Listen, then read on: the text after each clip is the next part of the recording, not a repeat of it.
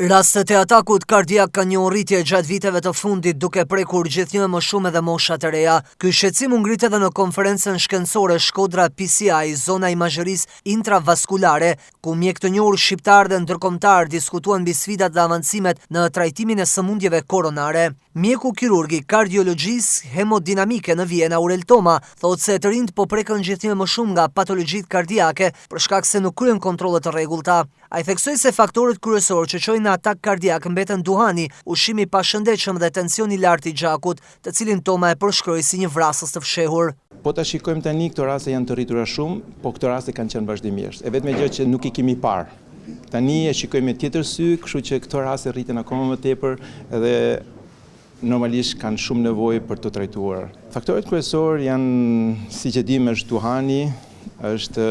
tensioni i lartë, janë kolesteroli,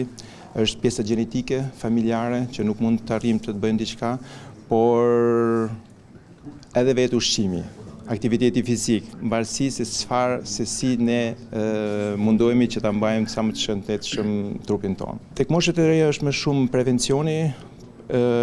pasi ato nuk bëjnë kontrole të mjaftueshme ndoshta dhe presin deri në momentin e fundit kur arrin të ketë një problem. Do të ishte gjë e mirë që 40-50 vjeç të fillojnë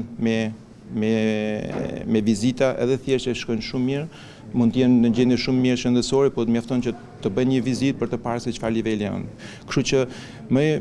problemi kryesor është tensioni i lartë, është edhe një killer i fshehur, që e quajmë në Europë, pasi asnjë nuk jep asnjë lloj dëmtimi, nuk jep asnjë lloj dhimbje, por fatikisht ajo punon brenda dhe mbas disa viteve mund të na japë një problem shumë të problematik në zemër. Kam përshtypjen që pjesa më e madhe vjen në fazet e avancuara dhe asnjë nuk bën kontrollet paraprake. Një pjesë shumë e vogël, 10-20% mund të bëjë kontrollet paraprake dhe kështu që ka shumë raste. Nga ana tjetër, Florim Cuculi, shefi kardiologjistë në Luzern të Zvicrës, theksoi se në Shqipëri ende ka mungesa në materialet e nevojshme për ndërhyrjet emergjente në raste të atakut kardiak. Sipas tij, përmirësimi logjistikës dhe aksesit në teknologjinë moderne është thelbësore për të shpëtuar më shumë jetë. Në të ardhmen ne duhet të fokusohemi më shumë edhe në këta sendet pak më komplekse, më të komplikuara. Jo trajtosh një infarkt sot më nuk është trimëri, ata e bëjnë edhe në vende që janë shumë më të prapambetura në Afrikë apo në Azi, kështu që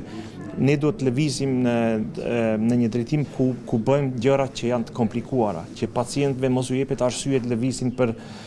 në vende tjera, për në Itali, në Gjermani apo në Zvicër të vinë, po të trajtohen këtu. Unë besoj se infrastruktura është këtu, ajo që mungon më shumë është materiali, sepse materiali është i shtrenjtë edhe ai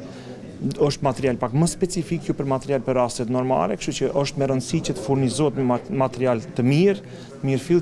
që kolegët të punojnë, edhe natyrisht që